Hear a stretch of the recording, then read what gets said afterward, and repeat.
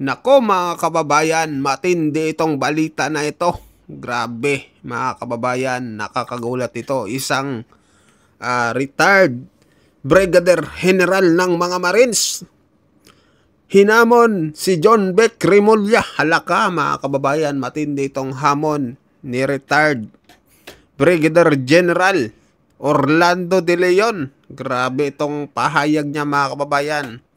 So basahin muna natin yung pahayag ni John Beck Remulla, yung SILG ng ng ating kapulisan.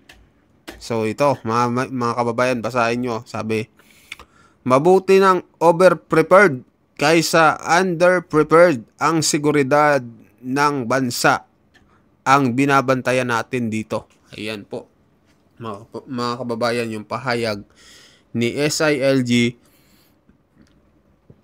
John Beck Remulla. So bumanat naman si retired Brigadier General Orlando De Leon. Ito yung kanyang banat. Sabi niya, John Beck, hanip sa forms how to be you. Sabi niya, pwede ba kita maimbita sa hunting? Maghunt tayo ng mga makabayad rats dito sa Kabikulan. May alam akong pugad nila. Tayong dalawa lang, punta dun. Upakan natin. O ano, call ka? Sayang ang tato. Forma pala. Ayan mga kababayan. Kasi si SILG John Beck Remulla nakaganyan kahapon sa rally. So sinisigawan siya ng mga nagrarally. Kung ano-ano yung mga sinabi sa kanya mga kababayan kahapon ng mga nagrarally, talagang galit na galit kay John Beck Remulla mga kababayan. So at ito bumanat na din po si retired Brigadier General Orlando De Leon. Basahin natin yung buong ulat mga kababayan. Sabi niya dito, retired Brigadier General hinamon si John Beck. Ayan, balita po dito sa Ang Balita ngayon. Sabi dito, sa gitna ng pambihirang paghahanda kung saan 16,000 pulis ang ipinesto para sa Nobyembre 30 rallies na dinaluhan lamang ng humigit kumulang 7,000 rallyista. Nakakagulat kahapon mga kababayan yung mga nagrally. Kala natin madami, no? Yun pala konti lang. Siguro dahil na rin sa yung iba hindi na dumalo kasi nga may mga balibalita, magkakaroon ng gulo, baka madamay yung ibang grupo. Tapos yung ibang grupo din, no, like mga DDS, mga kung ano namang grupo, hindi na rin sumama sa kanila mga kababayan. Kasi yung sigaw din nila, no, ay yung iba, karamihan ay parang may pinapanigan mga kababayan. At hindi lahat ng mga korap hindi nila dinadamay. Kaya siguro yung tao ay hindi na rin sumama. Dapat kasi mga kababayan, pagka mga ganyan, may pagkakaisa katulad nung rally ng INC, talaga may pagkakaisa.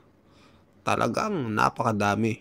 Punong-puno po ang Quirino Grandstand. So basahin natin yung buong dito. Sabi dito, direktang hinamon ni retired Brigadier General Orlando De Leon si DILG Secretary John Beck Remulla.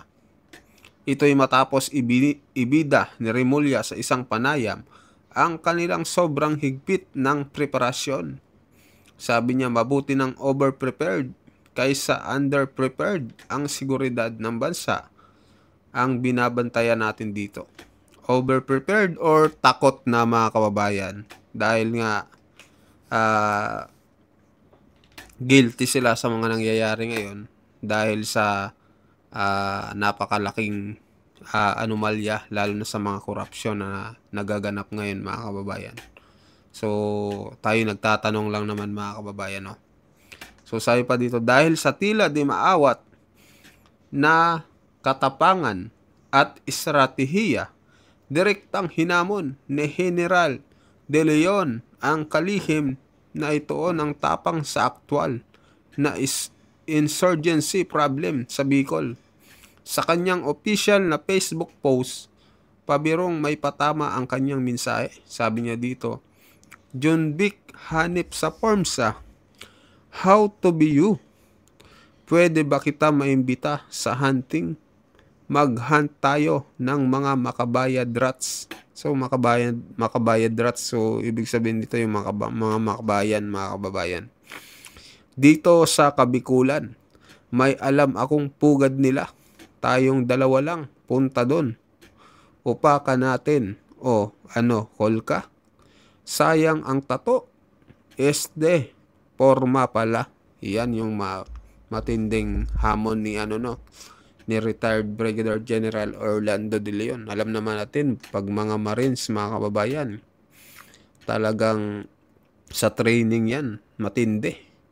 Talagang hindi basta-basta, mga kababayan. So palagay ko, itong si John Vic, hindi ito papalag sa hamon ni retired Brigadier General Orlando De Leon. So mag-comment kayo, mga kababayan, ano masasabi nyo dito sa pahayag po ni retired Brigadier General Orlando De Leon. So kung ano masasabi nyo. Ngayon naman, mga kababayan, pag-usapan po natin itong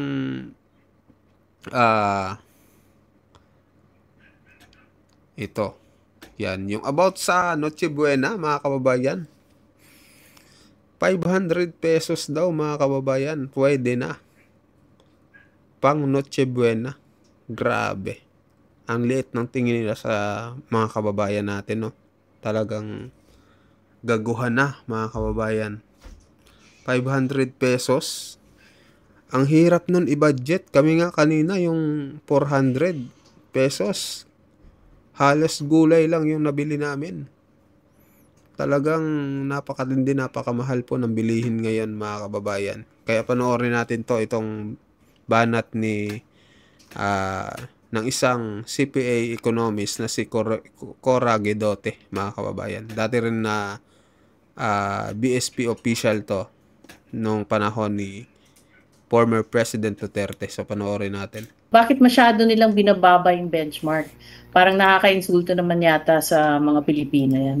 Diba? Tama. So kung sino man yung gumawa niyang soundbites na yan, siguro hindi siya bagsak yan sa Communications 101. Kasi kung ang pinapalabas niyang kwento ay or narrative niya ay mura mga bilihin, hindi ganun yung dating. Ang dating, medyo elitista yung dating. Kasi parang, yan lang kaya yung budget, 500 lang. So, magtiis kayo. Parang ganun yung dating sa tao.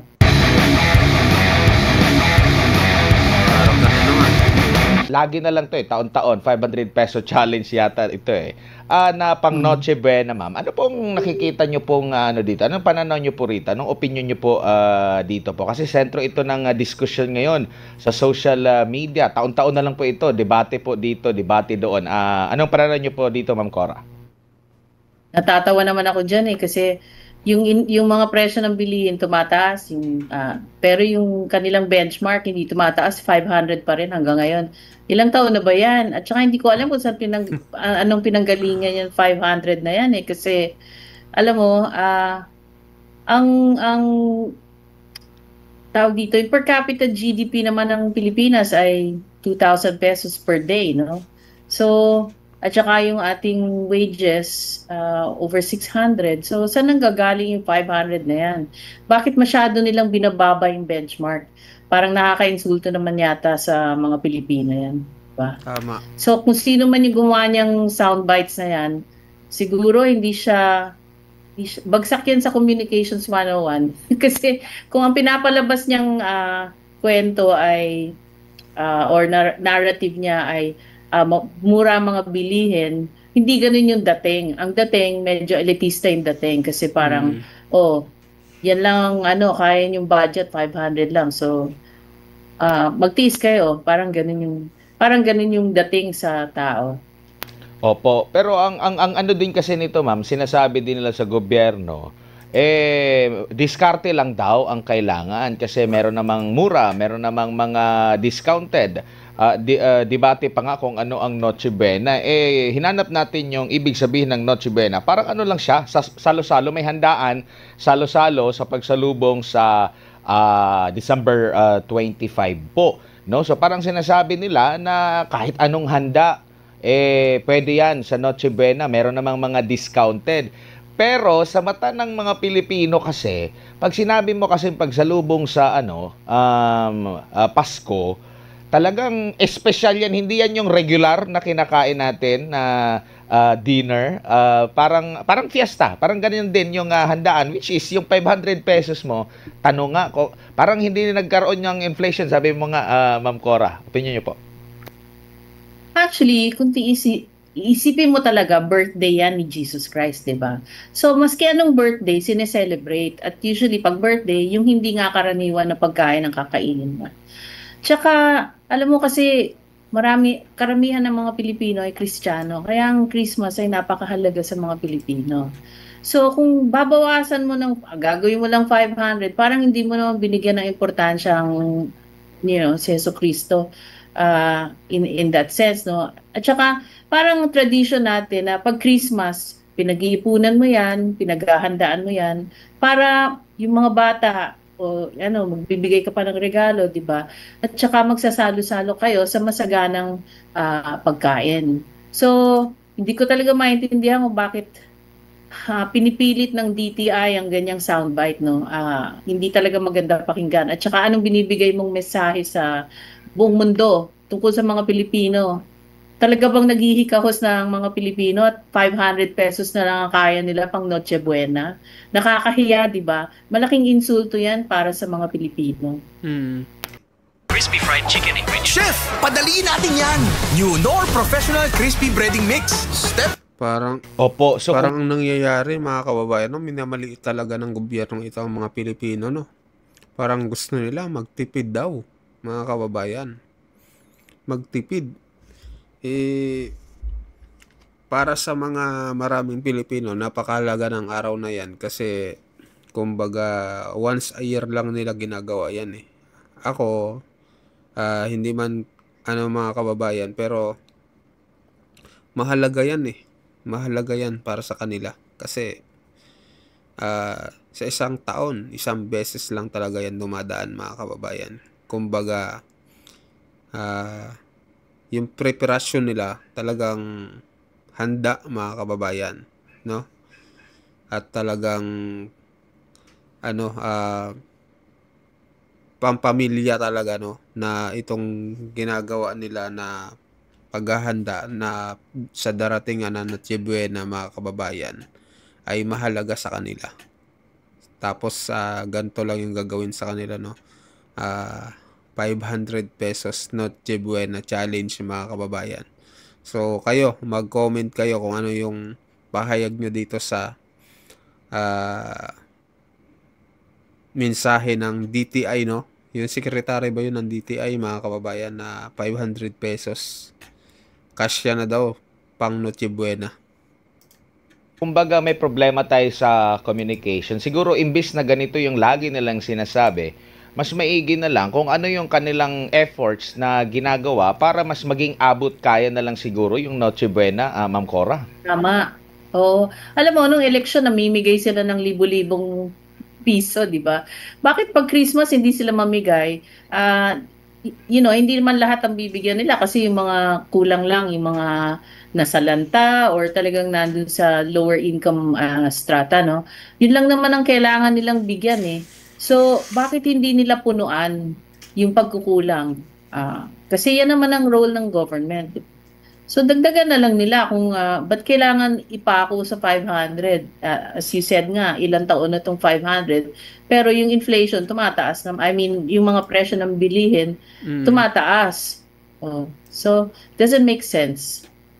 Opo, question pa nga rin dito yung pagiging natin, 'di ba? Merong mga pahayag noon na malapit na nating makuha din yung tinatawag na upper middle income na status, hindi pa natin makuha-kuha po. Tapos ganito pa yung mga sinasabi. Parang binabaliwala ba nila yung parang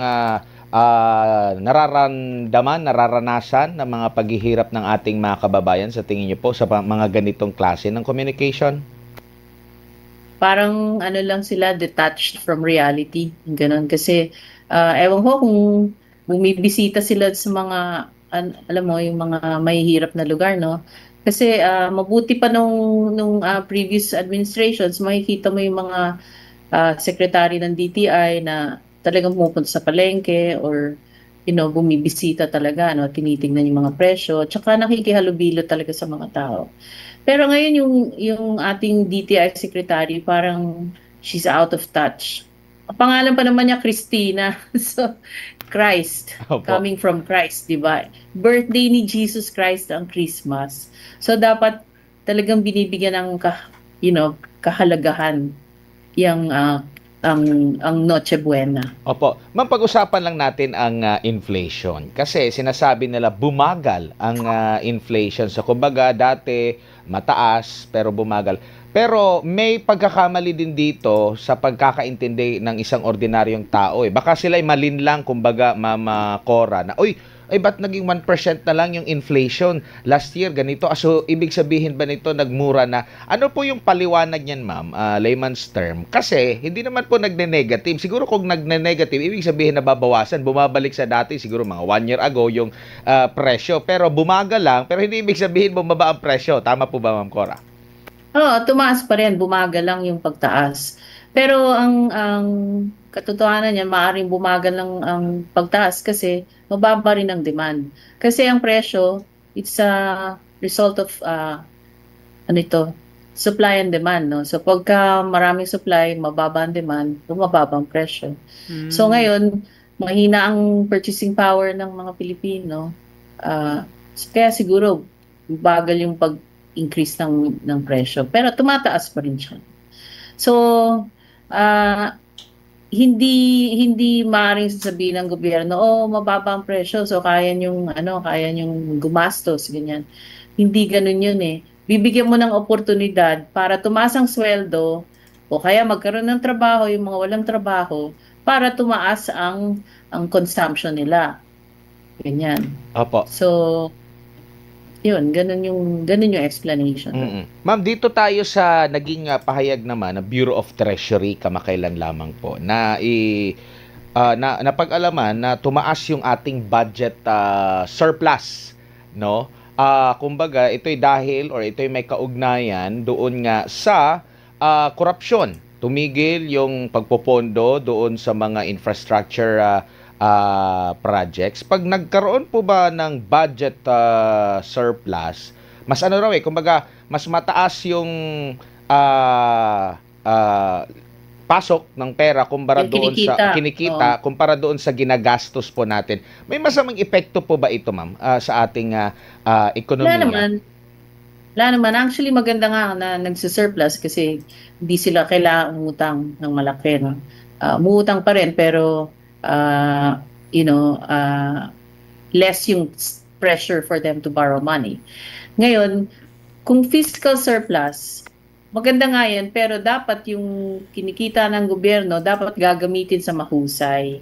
So, makikita natin yan kung yung 2026, makakita na tayo ng talagang meaningful infrastructure projects, flood control projects. Kasi, pag hindi pa yan nangyari, talagang pag umulan ulit, pag bumagyo ulit, mababali na yung sinasabi ni Presidente na, next year wala nang mga baha.